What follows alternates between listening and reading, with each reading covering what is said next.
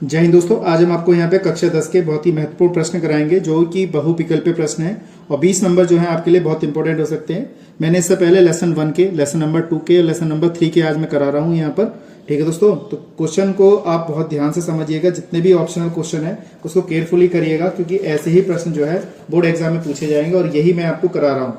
तो चैप्टर का नाम हमारे दो चर वाले रैखिक समीकरण। तो इसमें आपके क्वेश्चन किस किस टाइप के आएंगे तो वो चीज मैं यहाँ पे बता रहा हूँ। तो जैसे हमारे पास देखा जाए ये बहुविकल्पीय प्रश्न है, तो खंड आ में इस टाइप के दे रखे हैं। जैसे किसी संख्या का 1/3 कितना दे रखा है, 21 के सब बराबर है तो वह संख्या क्या होगी। किसी संख्या का 1/3 21 के बराबर है तो वह संख्या क्या होगी। इसमें 4 विकल्प दे रखे हैं, तो 4 विकल्प कैसे करेंगे देखिएगा। तो एक संख्या हमने मान ली, ये हमारा इसका पहला प्रश्न है हमारा, तो हम इसको करके दिखा रहे हैं यहाँ पर। मान लीजिए हमारे पास अगर ये कोई संख्या दे रखी है, अब वो ये कह रहा है इसके 21 का 1/3 का भाग है 21 कितना, तो संख्या हमने x मान ली, 3 बराबर कितना कर दिया 21 कर दिया और मल्टीप्लाई कर लीजिए तो x बराबर कितना आ जाएगा 63। यही हमारा क्या है इसका दोस्तों आंसर है। तो जरा सा आंसर था, इस टाइप के सवाल ही हमारे यहाँ पर क्या आते हैं पेपर में पूछे जाते हैं। तो देखिए इसका हमारा कौन सा ऑप्शन सही है, 63 ऑप्शन सही है यहाँ पर। ठीक है, अगला प्रश्न क्या है हमारे पास, समीकरण 3x + 2y = 6 दे रखा है तथा y = 0 का हल क्या होगा। आपको क्या करना है, y = 0 यहाँ पे लगा देना और ये इसमें से कौन सा ऑप्शन सही है वो बताना है। तो y = 0 लगा देते हैं हम इसमें, फिर देखते हैं देखो कितना हो जाएगा। यहाँ पे दूसरा प्रश्न लेके आया हूं मैं।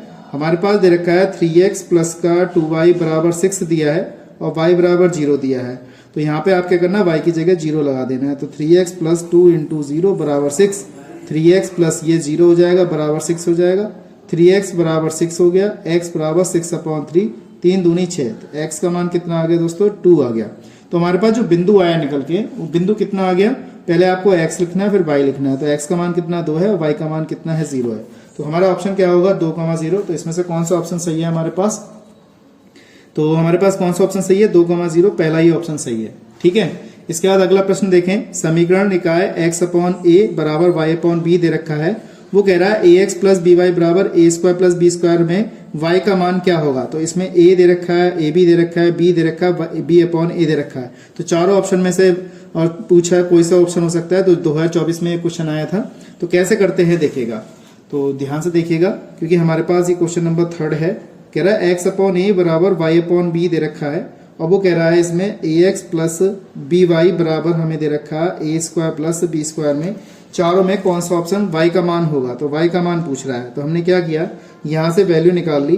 तो इस a को मैं इधर भेज देता हूँ, x = ya/b। तो हम x की जगह पे इस वाली समीकरण में ya/b लगा देते हैं। तो यहाँ पे हम y के पदों में मान निकाल सकते हैं। तो यहाँ पे लगाते हैं, देखिए a × x की जगह पे मैंने ya/b लगा दिया, प्लस का by बराबर कितना a² प्लस का b² यहाँ पे दे रखा है। ठीक है दोस्तों, ये चीज आपको अच्छी तरह समझ में आ गई होगी। यहाँ से मैंने क्या किया, इस वाले स्टेप से देखा जाए तो हमारे पास y कॉमन आ रहा है, तो a² प्लस का b बचेगा, यहाँ पे a² प्लस का b² रह गया। इसमें आपको एलसीएम लेना है, तो यहाँ पे आ जाएगा a² प्लस b² बराबर कितना a² प्लस b²। इस तरीके से लिखा। अब देखिए बराबर वाला पद कैंसिल हो जाएगा, तो इसकी गुणा जब इससे करूंगा तो y बराबर क्या आ जाएगा दोस्तों b आ जाएगा। तो हमारा कौन सा ऑप्शन सही है यहाँ पे b। तो देखिए हमारे पास कितना कौन सा ऑप्शन सही होगा, सी ऑप्शन हमारा यहाँ पर सही होगा। तो देखिए कितने आसान तरीके से इसको सॉल्व कराया है। इसी क्रम में अगला प्रश्न देखते हैं। कह रहा है रैखिक समीकरण x + y = 10 दिया है, x - y = 4 का हल क्या होगा। तो हम इसको विलोपन विधि से हल करेंगे। ये 2023 में पूछा गया। तो कैसे करते हैं, इसमें से एक ऑप्शन सही होगा। तो आपको क्या करना है, घबराना नहीं है, बस प्रैक्टिस करते जाना है। तो हमारे पास x + y = 10 है, x - y बराबर कितना 4 दिया हुआ है और इसको हल करना है। तो विलोपन विधि आप जानते होंगे, तो प्लस माइनस तो पहले से ही चेंज है यहाँ पर चिन्ह। तो x कितना हो गया 2x हो गया और ये कितना हो जाएगा 14। तो x बराबर कितना आ गया हमारे पास 7, 2 7 14। तो और अब क्या करना है, इसमें y की वैल्यू निकाल ली है। तो ax + y बराबर कितना 10 दे रखा है। तो x की वैल्यू कितनी 7 प्लस का y बराबर 10। तो y बराबर 10 माइनस का 7 हो जाएगा। तो y बराबर कितना आ गया 3 आ गया। तो x का मान 7 और y का मान 3 आ गया। तो x का मान हमारे पास, x का मान 7 और y का मान 3, ये तो है नहीं, ये वाला ऑप्शन सही है हमारे पास। x का मान 7 है और y का मान 3 है, तो यही हमारा ऑप्शन क्या है यहाँ पे सही है। ठीक है, इसी क्रम में हम अगला देखें। अगला सवाल भी हमारे यहाँ पे बहुत ही आसान हो सकता है। देखिए कितना आसान सवाल है। अब इसमें ये कह रहा है कि यहाँ पर देखिए ये वाले सवाल तो आप कर सकते हैं, इसी तरीके से है, आप चाहें तो कर सकते हैं। 2x प्लस 3y बराबर 18 है, x माइनस 2y बराबर 2 का हल करना होगा। इसमें से कौन सा ऑप्शन सही होगा वो आपको अपना बताना है, ठीक है। आप इसको नोट कर सकते हैं। इसी क्रम में अगला सवाल अगर हम बताएं तो यहाँ पर दे रखा है 2x प्लस ay बराबर 1 दिया है और 3x माइनस 5y बराबर कितना दिया है, 7 दिया है, का कोई हल नहीं है तो a का मान बताइए। तो कोई हल नहीं होने की कंडीशन क्या होती है हमारे पास, ये पता होना चाहिए आपके लिए। तो हमारे पास समीकरण दे रखी है यहाँ पे, एक तो 2x दे रखी है प्लस का ay बराबर 1 दिया हुआ है और यहाँ पे क्या दे रखा है हमारे पास 3x माइनस के 5y बराबर कितना दे रखा है, 7 दे रखा है। कह रहा कोई हल नहीं है तो a का मान बताइए। जब कोई हल नहीं होता है तो कंडीशन क्या होती है, a1 अपॉन a2 बराबर b1 अपॉन b2 बराबर नहीं है c1 अपॉन c2 के, ये कंडीशन होती है हमारे पास, ठीक है दोस्तों। तो हमें क्या करना है, यही चीज, इस चीज को ही ध्यान में रखना है, तभी इसको सॉल्व करते हुए चलेंगे हम, ठीक है। इसके बाद हमारे पास ये समीकरण आ गई तो इसमें हम क्या करेंगे, तुलना करेंगे। तो a का मान कितना आ गया दोस्तों, 2 आ गया और a2 का मान हमारे पास 3 आ गया, b1 का मान a आ गया, b2 का मान माइनस के 5 आ गया और इसमें तो लिखना ही नहीं है, c1 का मान ये और c2 का मान माइनस के 7, तो इसको लिखने की जरूरत ही नहीं है। इन्हीं दोनों को सॉल्व करके हम मान ज्ञात कर सकते हैं। तो 2 अपॉन 3 बराबर a अपॉन माइनस का 5, क्रॉस मल्टीपल करते हैं तो 5 दूनी 10 बटे 3 बराबर a। तो a का मान कितना आ गया, 10 बटे 3 आ गया।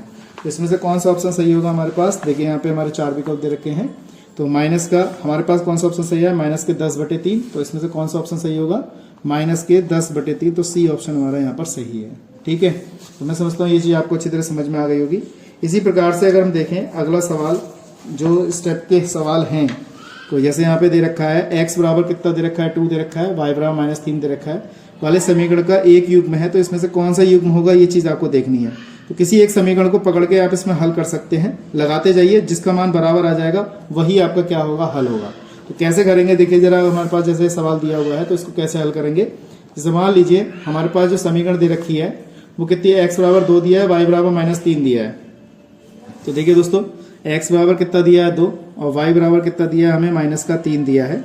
तो हमारे पास समीकरण है x प्लस वाई, ठीक है, x प्लस वाई यानी कि 2x plus 5y, 2x plus 5y बराबर माइनस 11 दिया हुआ है। और हमारे पास दूसरी समीकरण दे रखी है 4x प्लस के 10y बराबर कितना, माइनस 22। इसमें लगा के देख लेते हैं, अगर LHS का मान RHS के बराबर आ जाता है तो हमारा यही आंसर यहाँ पर सही होगा, ठीक है दोस्तों। मैं समझता हूँ ये चीज़ आपको अच्छी तरह समझ में आ रही होगी। देखिए यहाँ पे लगा के देखते हैं, 2 इंटू एक्स का मान कितना 2, 5 इंटू वाई का मान माइनस 3, ठीक है। ये चीज़ आपको समझ में आ गई। इस तरीके से हमें यहाँ लगाना था। तो देखिए कितना आ गया 4 और माइनस के कितना आ जाएगा, माइनस के 15 आ जाएगा। तो 15 में से 11, ये 4 जाएगा तो माइनस के 11 बचा। तो देखिए दोस्तों माइनस का 11 ये आ गया, माइनस का 11 बराबर माइनस का 11। तो ये वाला ऑप्शन हमारा सही आ रहा है। और दूसरी समीकरण में लगा के देख लेते हैं, इस वाली समीकरण में क्या माइनस का 22 आ रहा है। तो 4 गुणा 2 प्लस का 10 गुणा माइनस का 3 बराबर कितना आ गया हमारे पास, माइनस के 22 आना चाहिए। तो 4 दूनी 8, माइनस के 10 या 30, माइनस का 22, 30 में से 8 घट जाएगा तो माइनस का 22 बराबर माइनस का 22। तो ये भी हमारा क्या है ऑप्शन, ये सही हो गया है। इसी क्रम में हम अगला सॉल्व कराते हैं, देखिएगा जरा। तो इस टाइप के सवाल ही पेपर में आपके पूछे जाएंगे, इसको जरा ध्यान से समझिएगा क्योंकि ऐसे सवाल ही आपके बहुत इंपॉर्टेंट हो सकते हैं। तो देखिए दोस्तों अगला प्रश्न हमारे पास दे रखा है, यहाँ पर ये दे रखा है, यदि 3x प्लस 2py बराबर 2 दे रखा है और 2x प्लस 5y बराबर 5y प्लस 1 बराबर 0 का परस्पर समांतर रेखा है तो p का मान बताइए। अगर परस्पर समांतर होंगी तो हमारे पास क्या होगा, a1 अपॉन a2 बराबर b1 अपॉन b2, ये कंडीशन होती है समांतर होने की, ठीक है। और हमारे पास दोनों समीकरण दे रखी हैं तो मैं यहाँ समीकरण लिख लेता हूँ। 3x प्लस का 2by बराबर कितना 2 और 2x प्लस का 5y प्लस का 1 इक्वल टू 0 दे रखा है। तो कह रहा परस्पर समांतर है तो p का मान बताइए। अब समांतर की कंडीशन हमारे पास ये रही, तो यहाँ पे a का मान कितना आ जाएगा, 3 आ जाएगा, a2 का मान 2 आ जाएगा, b1 का मान 2p हो जाएगा और इसका मान हमारे पास 5 हो जाएगा। बस सॉल्व कर लीजिए।